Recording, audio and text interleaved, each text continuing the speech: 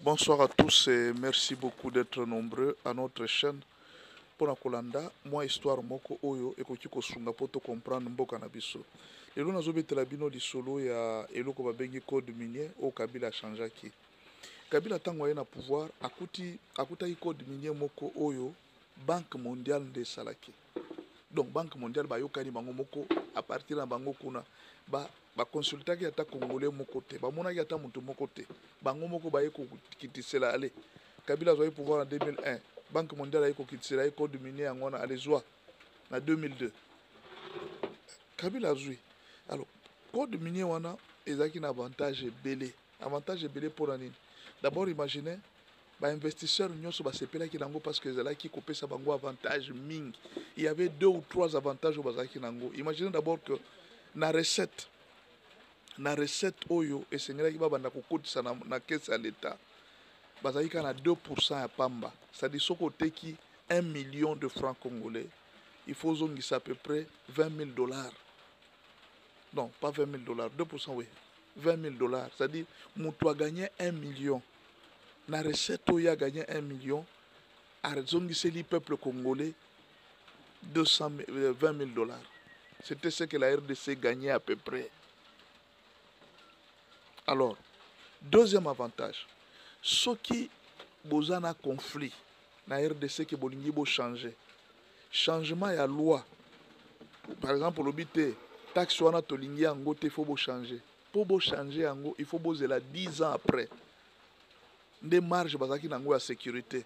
Donc quand ndenge ezalaka na ba locataire, obité 3 mois ya garantie. C'est-à-dire bango bazaki na 10 ans ya garantie pour bo changer prix ou bien bo matisa taxe ou bien budget mususu ya sika eya, il faut basala 10 ans à peu près. Oh.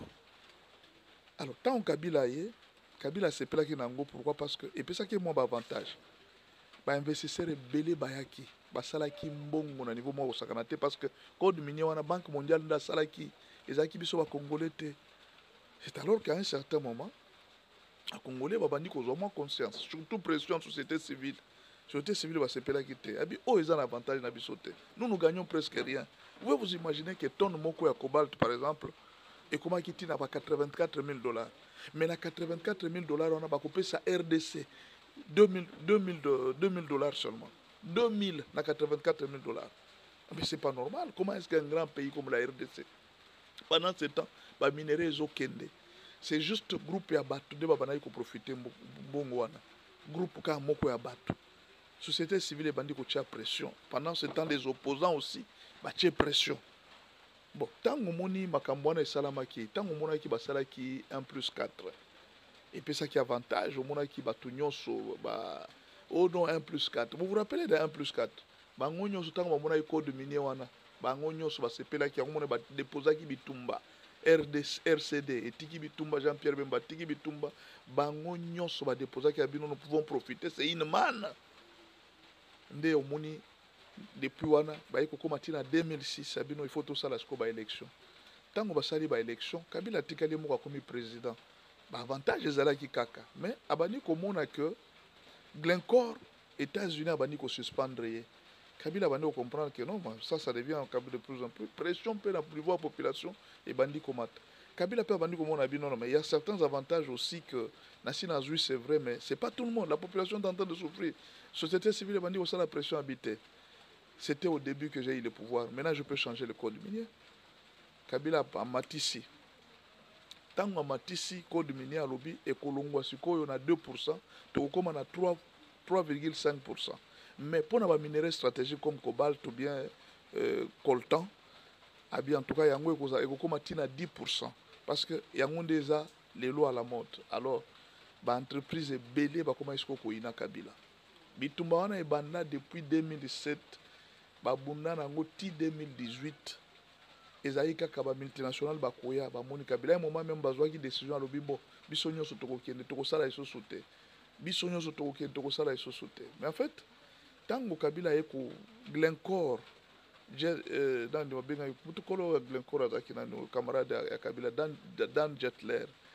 Tango Dan Jetler États-Unis sanctionné, Kabila a compris que non, soki na kangami na mutoyo, j'aurai des sanctions. Ngapé ewa ko komelanga ba komona kola on est ensemble.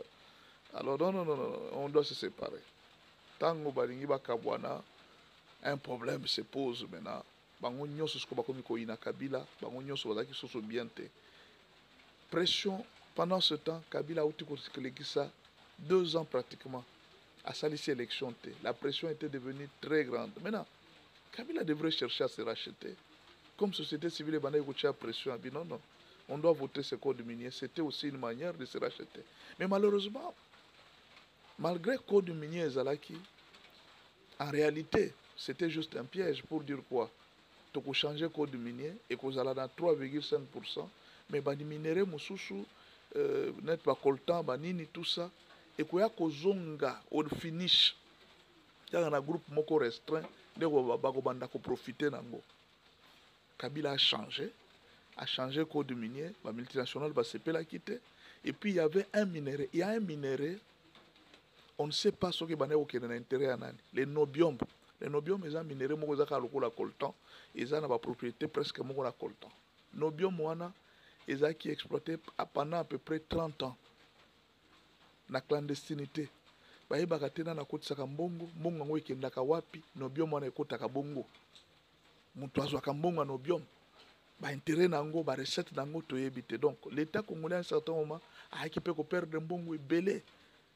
Kaka na babiloko wana, Jekamine était obligé de alingaka kweya. Non non. Finalement on a changé le code minier. Kabila comme il était au bout, à mon avis, il a commis dans Souka. Bon, je vais changer le code minier, mais en même temps, je vais profiter derrière le code minier. Alors c'était ça le problème. Maintenant, quand Félix était avisé qu'on soit pouvoir, Kabila a changé le code minier. Tant que Kabila a changé le code minier, Zabilo Komi Balé a changé. A matissé d'abord taxe pour la population. Il a mis Balé a changé le régime il y a 10 ans. Pombo a changé. Donc, la multinationale a garanti à 20 ans. Ce qui taxe c'est ça 2%. Taxe soit pour changer, il faut que la 20 ans après. Ou bien 10 ans après. Non, non, Kabila a changé ça. Il y a tout moment que l'État peut avoir besoin de changer, tout changer. Et puis, les minéraux sur les stratégiques dans Nangwebati. Alors, Kabila s'était attiré beaucoup d'ennemis, beaucoup trop d'ennemis. Maintenant, quand Félix est arrivé au pouvoir, problème des Alakiangouana. Est-ce que Félix allait-il toucher au code minier? C'est ce qui a tic à code minier ou bien c'est ce qui a changé en gros? On ne sait pas. En réalité, on pensait que le code minier, il avait un avantage à Mboka. Mais derrière, il y avait les pièges. C'était juste au finish. Batumoko Boinde, c'est ce qui va profiter d'Ango. Vous voyez la manne qu'il y a. Maintenant, là, ce qu'on comprend du code minier, tu vas comprendre les conflits qu'il y a entre Félix et Kabila. Le problème, c'est celui-là. La gestion des minéraux. Est-ce que vous vous rappelez maintenant pourquoi Corneille Nanga a eu des problèmes avec Félix Tshisekedi? Problème à carré minier, comme lui-même l'a dit. Il a un problème à carré minier. Donc, problème mounene, c'est là qu'il y a code minier. Le code minier devrait profiter au pays, en principe, d'après les principes. Mais en réalité, il y avait un piège. Ça devrait profiter au régime en place. Il y a un moment Kabila banaye kotia elika que d'ici peu, tu vas récupérer le pouvoir parce que tous eu déjà code minier. Tous eu déjà code minier, tu vas récupérer le pouvoir. Nous allons continuer à gagner beaucoup d'intérêts. Et ils étaient très sûrs. Mais arrivé en dernière minute, Félix a changé tout. Et puis Makambo a changé. C'est ce qui a donné une grande déception. Déception mounene de la part de Kabila. Donc, l'avantage, nous sommes o nyonso banayi kozela musala nyonso basali ya ko changer code minier ya ko sala nyonso po Israël va profiter nango, mais ils se sont rendus compte que tout ça est parti en vain et c'est comme si ils n'ont pas gagné gain de cause.